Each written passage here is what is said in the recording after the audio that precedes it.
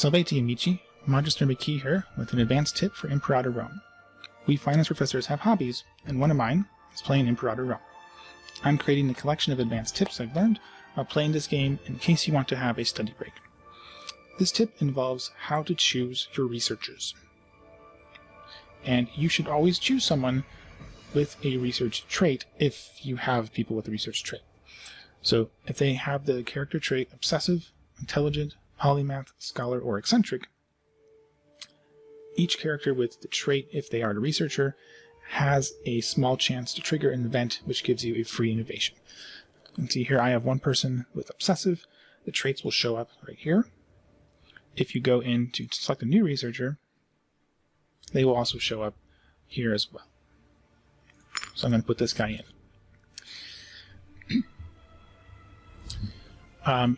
So each character with the researcher trait, that is, as a researcher, has their own monthly chance to trigger this event. So Megasthens has a chance every month. Hipparchos has a chance every month. These two guys do not. So if I had two additional people with research traits, unfortunately I do not, then I would have an extra chance.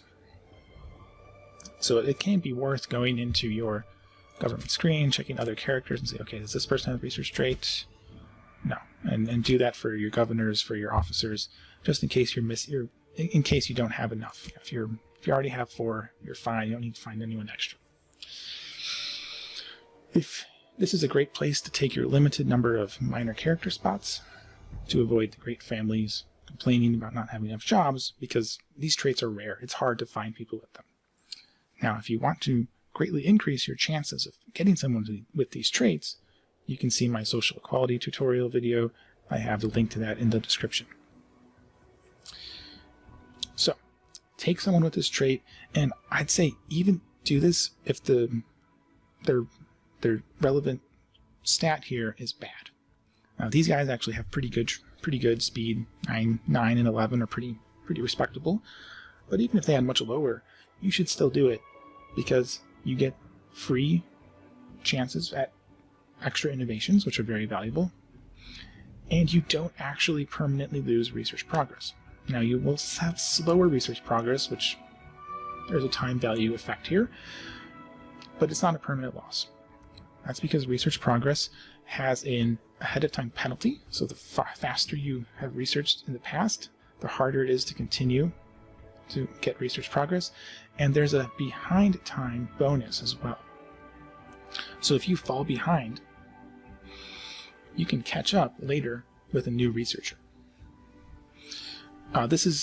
You should pick these guys with the research traits, especially if you have bad research efficiency. All tribal countries have horrible research efficiency.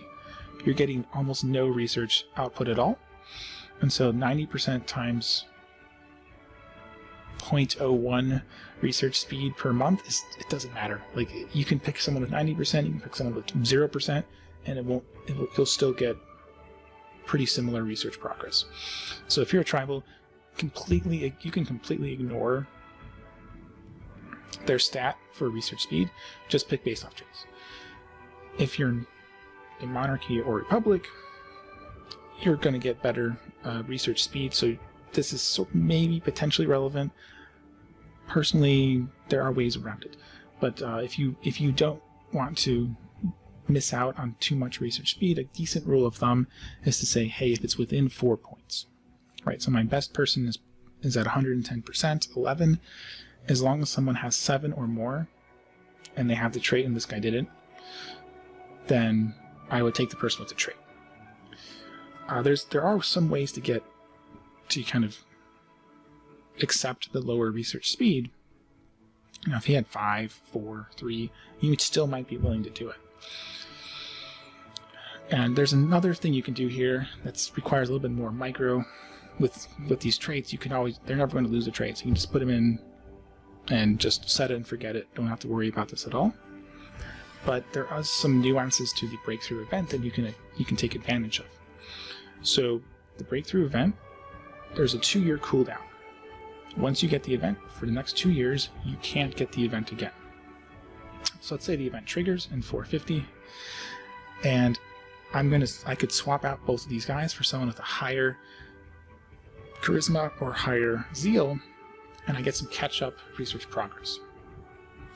And then after the 2 years are up, I then switch back to people that have the traits, because I can now get that trait again. Also, the character that triggered the trait goes on cooldown for 5 years, so that person shouldn't be swapped back in for 5 years. Now, it takes a long time to advance a single progress, and if I reach 50% faster, that doesn't matter. All that matters is how quickly I reach 100%. So those 2 years where I'm catching up, I'm basically earning back the time I spent by having those people with the research traits. Because it's all or nothing thing, it's pass-fail, effectively. So once you reach 100%, you get the benefit of an extra innovation and the extra advance. But if you get from 50 to 90% or 0 to 50% faster or slower, no one cares. The game doesn't benefit you at all by going faster within that 100%. It's only once you reach 100% that you receive the time benefit.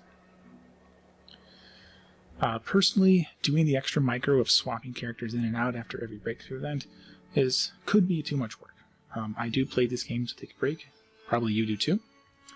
And you might not want to do that. One thing you can do pretty easily is just set someone with the research trait, and then you're good. You just leave them alone, breakthrough event triggers, and you don't bother to swap them in or out. If you do want to do that micro, I've made a little Excel file that helps me when I'm trying to do that. I'm going to show you that now. Alright, so now I have my Excel file pulled up. This is a little micro file that I've created to help me keep track of things when I'm trying to micromanage the researcher traits. So when the breakthrough event happens, it pauses the game. There's a pop-up that tells me I got the event, I got the re-innovation, and also tells me who triggered it. So I write down the year and month when the game pauses into this spreadsheet. I have this open on a second screen where I'm playing. And this will then automatically update and say, you need to swap out back in the researchers with the traits 2 years later. So 613 was when it happened most recently in my last playthrough. And then 615 is when I would swap them back in. So event triggers, I put in the people with the highest possible attributes and disregard traits. And then 2 years later, I bring back the people with the research traits. So I'm getting some catch-up growth and research progress because I have people with higher research speed, possibly. And then the researcher who triggered the event has a cooldown of 5 years. So I have a separate line for that person. It's going to be 618, 613 plus 5. Again, the month is the same. Month never will change. And then I also write down the name. The character who triggered it will show up in the pop-up. So it's going to be right there. You just type it in. Gnaeus Hostilius was the guy who triggered the event in my most recent playthrough. And so I know I can't put Gnaeus back in until 618. Otherwise, I'm sort of wasting attempts at triggering the breakthrough event. Assuming I had another person who has one of the traits that would trigger the event. If I only have 4 people, putting Gnaeus back in is not actually a problem because there's no alternative who could trigger the event while he's researcher and he can't. So this is just a kind of a guide for how you might want to do it. I'll try to help you remember.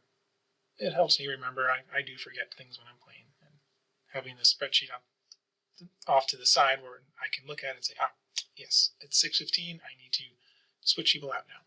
It is very helpful.